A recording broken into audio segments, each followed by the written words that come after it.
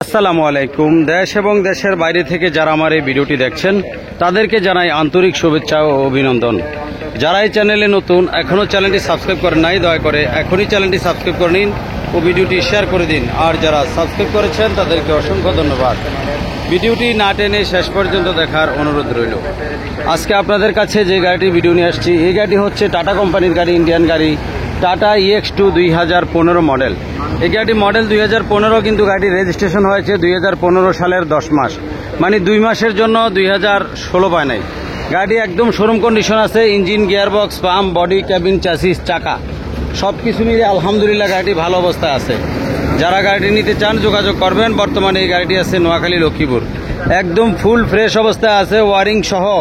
এই গাড়িটির তেলের meter, mile meter, heat meter, তেলের meter, mile meter, heat meter, wiper সব কিছু চলে। যারা গাড়ি নিতে চান যোগাযোগ করবেন। বর্তমানে এই গাড়িটি আছে নোয়াখালী, লক্ষ্মীপুর। বর্তমানে এই গাড়ি নোয়াখালী, লক্ষ্মীপুরে আছে। যে দেখেন ভিতরের কন্ডিশনটা দেখেন। আমি ওয়াইপারটা বন্ধ করতেছি। এই যে দেখেন গাড়িটা ফুল ফ্রেশ অবস্থায় আছে। গাড়িটা আমি অ্যাক্সেলেটার ধরলাম। এই যে গাড়িটা দেখেন, জমা দেখেন।